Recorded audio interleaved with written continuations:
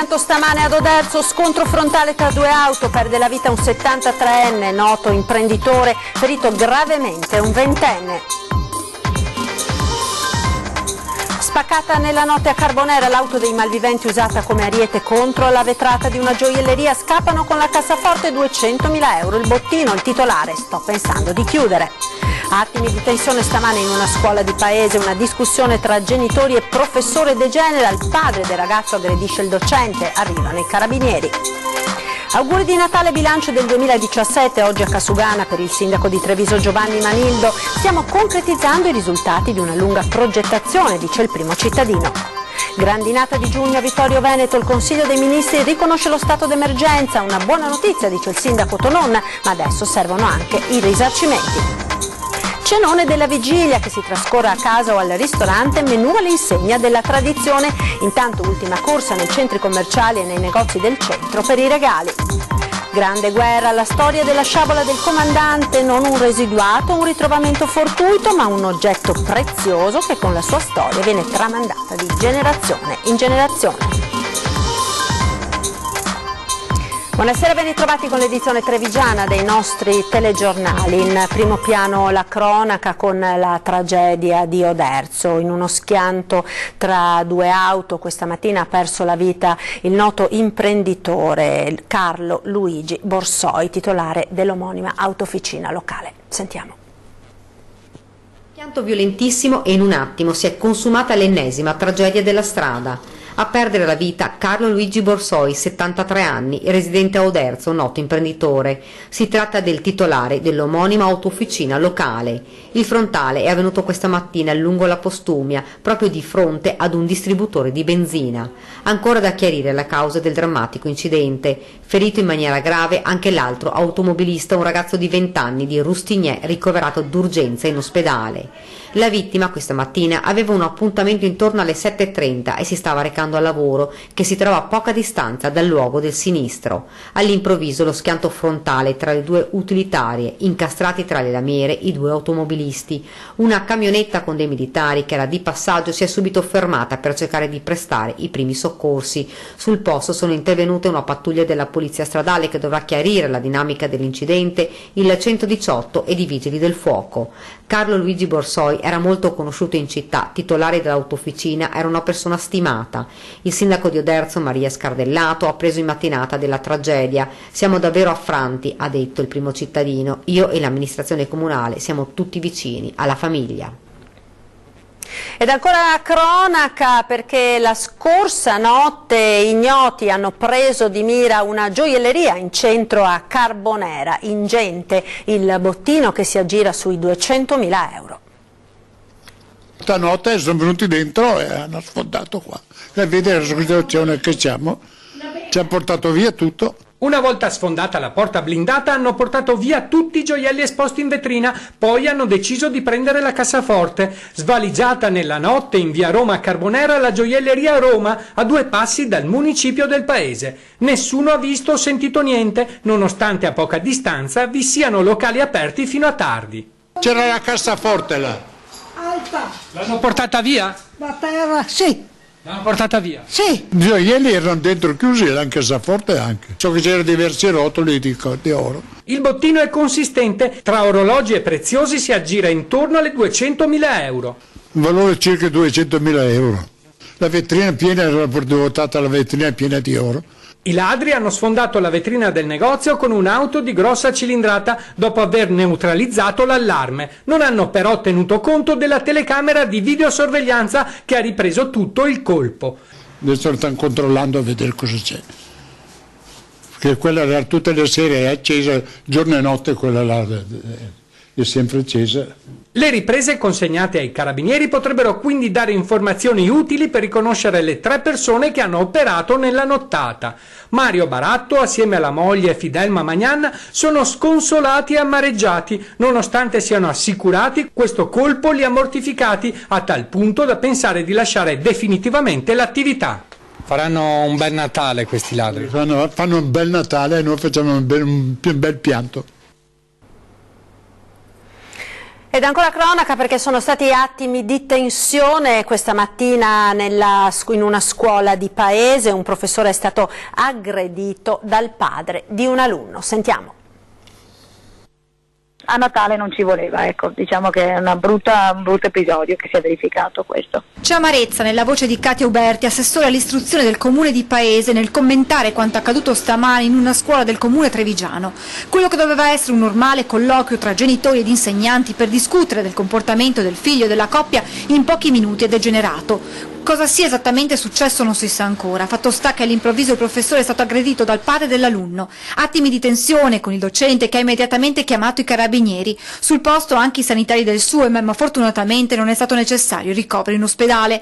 Una vicenda destinata ora a lasciare le aule scolastiche per entrare in quelle del tribunale. La prima comunità è la comunità scolastica, dovrebbe essere luogo di confronto, di dialogo tra persone, tra ragazzi, soprattutto tra adulti. È un cattivo esempio questo che stiamo dando alla nostra scuola. È spiacevole che proprio in ambienti scolastici si verificano questi episodi di violenza. E grave incidente questa mattina intorno alle 13 lungo viale 11 febbraio a Montebelluna, scontro frontale tra due vetture, ferita una ragazza. È stato necessario l'intervento dei vigili del fuoco per liberare dalle lamiere gli occupanti dei veicoli coinvolti. All'origine dell'incidente il mancato rispetto del semaforo rosso da parte di uno dei due mezzi. Cambiamo ora argomento, auguri di Natale e bilancio del 2017 oggi a Cassugana per il sindaco di Treviso Giovanni Manildo. Stiamo concretizzando i risultati di una lunga programmazione, dice il primo cittadino. Sentiamo. Prima gli auguri ai trevigiani al mercato, poi il tradizionale incontro con la stampa per il bilancio di fine anno. Un 2017, quello che sta per concludersi, all'insegna di due parole chiave per il sindaco Giovanni Manildo: orgoglio e risultati. Orgoglio perché nel 2017 Treviso ha veramente dimostrato la parte migliore di se stessa. Dalla Donata degli Alpini a maggio, con oltre 650.000 presenze in città, alla mostra dell'impressionismo, la più visitata d'Italia, dagli ottimi risultati nella raccolta differenziata, Treviso il comune più riciclone del Veneto, alla rete dei festival. E sotto l'albero di Natale il sindaco Manildo e la sua giunta posano anche la lista dei risultati del 2017. È stato l'anno dei risultati perché molte cose seminate hanno trovato raccolto. Penso alla capacità di raccogliere molte risorse da poter investire nei quartieri, 14 milioni e mezzo del bando periferie, il fatto di aver portato a termine la rivoluzione della sosta riuscendo a fare la transazione con Parcheggi Italia, quindi la possibilità dalla primavera prossima di avere 380 posti gratuiti in più. E l'elenco si allunga con gli interventi per la sicurezza idraulica e le scuole nei quartieri, le piste ciclabili, la rivoluzione del trasporto pubblico in collaborazione con MOM, l'apertura della Brata Palazzo Rinaldi. Ed il meglio deve ancora venire, continua Manildo, perché in questi anni si è lavorato a progetti e a reperire le risorse per realizzarli ed ora quel lavoro si sta concretizzando. Un bilancio di fine mandato? Quello di fine mandato lo faremo a marzo perché in questi 3 mesi di attività amministrativa continueremo a lavorare sodo, abbiamo tantissime cose da fare e proprio questo è un primo tempo dove progressivamente la frequenza di provvedimenti importanti è sempre stata maggiore, quindi abbiamo voglia di concretizzare le tante cose progettate e pensate.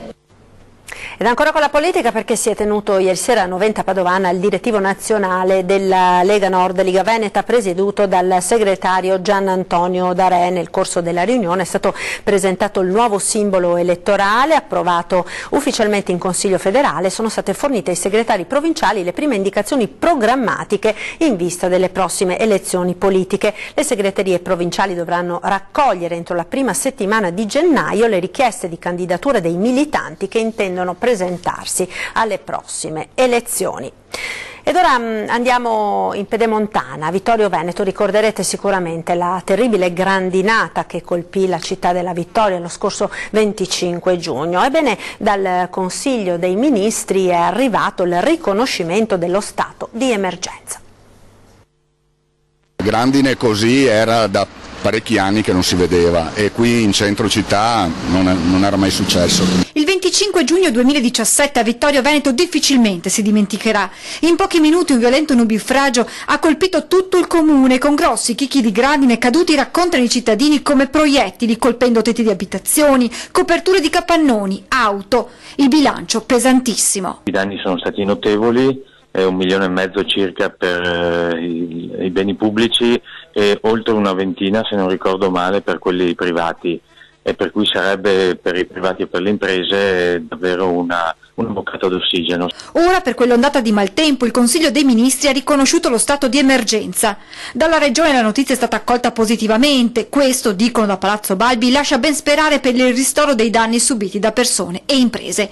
Anche il sindaco Tonon plaude la decisione del governo, anche se subito dopo sottolinea come il riconoscimento debba ora essere accompagnato da un fondo per i risarcimenti. Ben venga questo, purché ovviamente sia accompagnato da un adeguato ristoro per i danni che il comune e i privati hanno subito, se no francamente cambierebbe poco, se non nulla addirittura.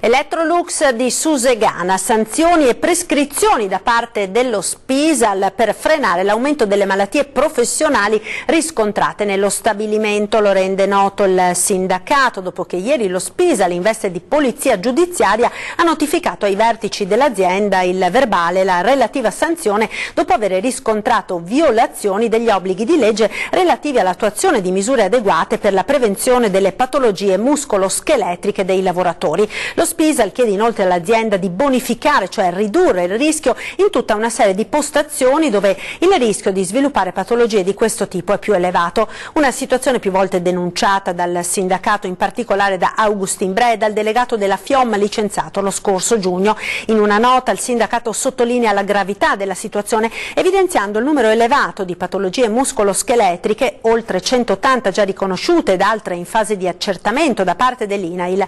Si stima, scrivono i sindacati, che le limitazioni per i problemi muscoloscheletrici riconosciute dal medico del lavoro aziendale riguardino almeno il 50% dei lavoratori, in particolare le lavoratrici esposte ai rischi da lavori ripetitivi sulle linee di montaggio.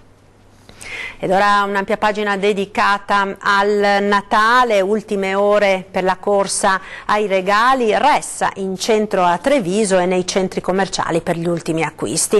E nonostante ci sia un clima di maggiore fiducia rispetto agli anni passati, le famiglie continuano comunque a ponderare bene le spese per i doni di Natale. Vediamo. Come al solito. Lei spende perché sono i miei soldi. Sì, dai, si spende. Pensiamo positivo, dai. Il futuro sarà sicuramente migliore. I regali sarà quei soldi che può girare in famiglia e non questi problemi. Io ho già fatti, mi sono preparata in tempo. Siamo ancora indecisi su cosa fare, abbiamo ancora un giorno o due. Ultime ore per l'acquisto dei regali di Natale, traffico in tilt a Treviso, Ressa per le strade e al mercato cittadino per le ultime spese. Per le feste del 2017 anche nella Marca si respira un po' più di fiducia rispetto agli anni passati, anche se le spese pazze per i pacchetti da mettere sotto l'albero sembrano un lontano ricordo. Si fanno doni, sì, ma solo alle persone care e con un budget limitato. Abbiamo contenuto le nostre spese entro totalmente le 400 euro per fare i regali di tutti gli amici e tutti i parenti. Quest'anno cosa si regala, cosa si mette sotto l'albero? È la compagnia di mio figlio, quindi che per noi non siamo di queste parti, non siamo di Treviso. Questo è il più bel regalo che potevamo farci. Prodotti tipici, alimentari, vestiario e gli immancabili giocattoli per i bambini, i regali più gettonati. Quest'anno abbiamo regalato per le signore delle piantine e agli uomini dovrei sentire la mia ragazza perché non mi ricordo, delegato lei. Per mio padre gadget, per la mia compagna una borsa e per mia madre vestiario. Invece di tanti regali diamo una mancia alle figlie e anche ai nipotini. Niente regali. Niente regali? Non ci sono soldi. Il regalo per la mamma l'ho preso, anche quello per il papà, quindi ora. Cose più piccole, tante pensierini piccoli, però utili, ecco, ho rispettato l'utilità. Cenone della vigilia o pranzo di Natale che si trascorra a casa o al ristorante, menù all'insegna della tradizione nella Marca. Vediamo quindi che cosa aspetterà e come imbandiranno le tavole delle feste i trevigiani. Nella tavola delle feste che cosa ci sarà? Si mangia a casa o fuori? Si mangia in casa, tutti riuniti in famiglia, sì. Mangiare è già pronto, già prenotato e facciamo una festa in famiglia. In famiglia? Antipasti misti, tortellini in brodo e non, vari tipi di carni e lenticchie col cotechino. Mangiamo a casa, solito il pesce e non deve mancare la mostarda e il mascarpone. Tortellini e lesso. Ognuno di noi porta qualcosa e io farò un arrosto, poi il tiramisù con le meringhe. Pranzo di Natale al ristorante, però tradizionale. Tortellini rigorosamente in brodo di pollo vero, bolliti, cappone e poi dolci tradizionali. Io sono vegetariana, quindi niente arrosti, pesce, niente, però stiamo in famiglia. Un pranzo di tutta la famiglia e ognuno porta in libertà quello che crede. Siamo in 24 e non so esattamente che cosa arriverà. Allora, noi abbiamo come tradizione di mangiare i tortellini fatti dalla nonna, il lesso, il musetto e l'arrosto, per cui gran pranzo insomma. Pasticcio, farò uno al forno e agnello al forno e verdure fresche.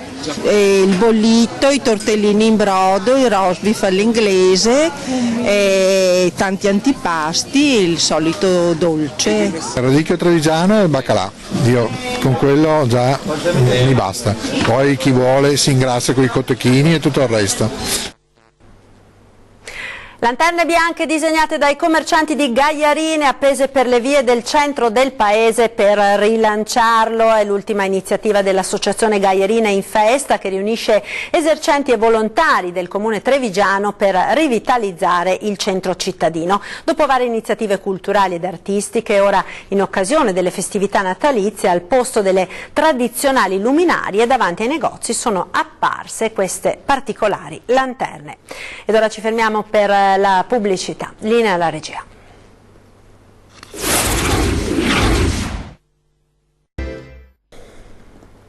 E rieccoci in diretta con l'edizione trevigiana dei nostri telegiornali. Siamo al consueto appuntamento con la rubrica del sabato dedicata alla Grande Guerra. Della storia che vi racconteremo questa sera, l'oggetto non è un residuato o comunque un ritrovamento fortuito, ma qualcosa che viene tramandato di generazione in generazione e viene gelosamente custodito. È la sciabola del comandante.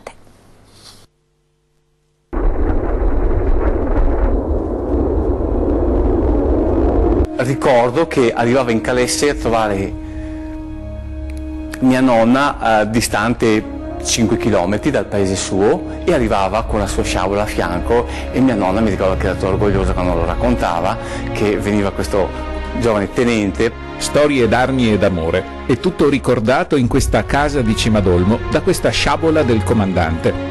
Un'arma più di rappresentanza che offensiva.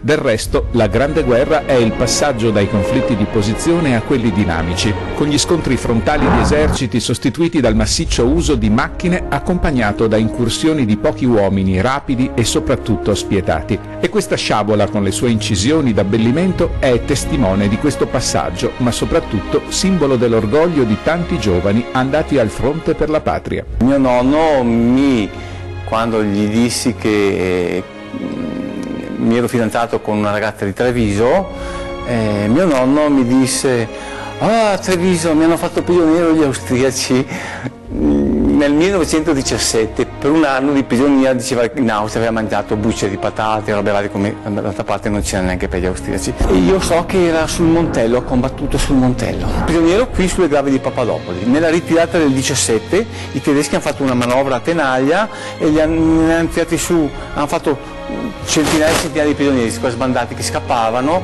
e da sud, probabilmente dalla zona qua, e dal nord che li inseguivano, li hanno chiusi in una mossa e li hanno fatti tutti prigionieri. Una vita e una storia che non vengono dimenticate grazie a questa sciabola. Da genitore sessantenne ormai penso a quei poveri ragazzi, sinceramente, di 18-19 anni che si trovavano ad andare a combattere e a dover uccidere per non essere uccisi. Quindi mi ricorda purtroppo un periodo non bello della guerra. Dopo del dopoguerra invece mi ricorda appunto l'orgoglio con il quale mio nonno se la portava appresso, con la mia nonna. Ed ora spazio alla nostra rubrica dedicata ai vostri presepi, alle vostre rappresentazioni della Natività, che potete naturalmente inviarci, come state già facendo numerosi, ai contatti, ai consueti contatti. Naturalmente, nel caso facciate voi le immagini con lo smartphone, vi ricordiamo di tenere il cellulare in orizzontale, poi nel messaggio di specificare nome, cognome, indirizzo e caratteristiche del vostro presepe. Vediamo quindi insieme questo presepe che ci arriva da Pederobba.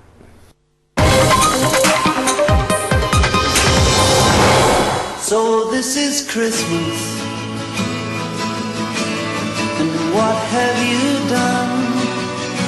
Ciao, siamo Giovanni e Elena, due alunni della scuola di Pederobba, e abbiamo realizzato con gli altri un presepe fatto di sassi del Piave.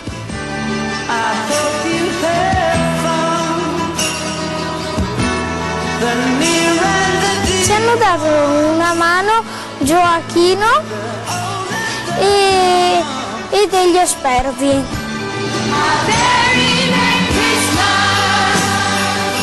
Io mi sono impegnato per fare la natività, diremo con sculture, e loro hanno fatto tutto il contorno.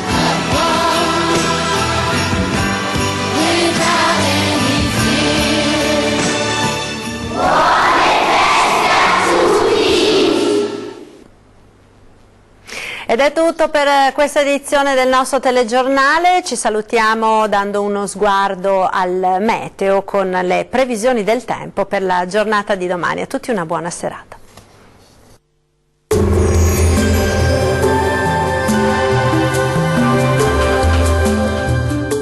Termoidraulica Susin. Se compri una caldaia, in omaggio il condizionatore. Termoidraulica Susin a 0 branco. Sarà una vigilia di Natale all'insegna della costante presenza dell'alta pressione e dunque in compagnia di un tempo stabile, sia pure nebbioso, sulle pianure. Vediamo il dettaglio del 24 dicembre. Sul Veneto tempo asciutto, tuttavia con foschie, nebbie e nubi basse, specie al mattino sulle pianure centro-meridionali, ma in rapido dissolvimento. Ampio soleggiamento altrove con cielo sereno o al più con poche nubi sparse.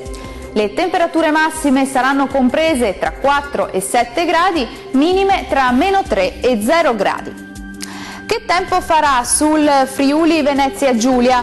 Anche qui presenza di locali foschie o nubi basse sulle pianure meridionali della regione, ma in rapido dissolvimento col passare delle ore. Ampio soleggiamento sui restanti settori, dove il cielo sarà in prevalenza sereno o al massimo poco nuvoloso. Le temperature massime saranno comprese tra 5 e 7 gradi, minime tra -2 e 1 grado. Concludiamo infine con uno sguardo alla situazione del Trentino Alto Adige. Sarà una bellissima giornata di sole sulla nostra regione, ampio soleggiamento dunque su tutti i settori. Il cielo si presenterà in prevalenza sereno o solo localmente poco nuvoloso, specie sull'Alto Adige. Le temperature massime saranno comprese tra 5 e 9 gradi, minime sotto 0. Il mare sarà generalmente calmo, i venti deboli da nord-ovest. Dal meteo di Antenna 3 per ora è tutto, arrivederci al prossimo aggiornamento.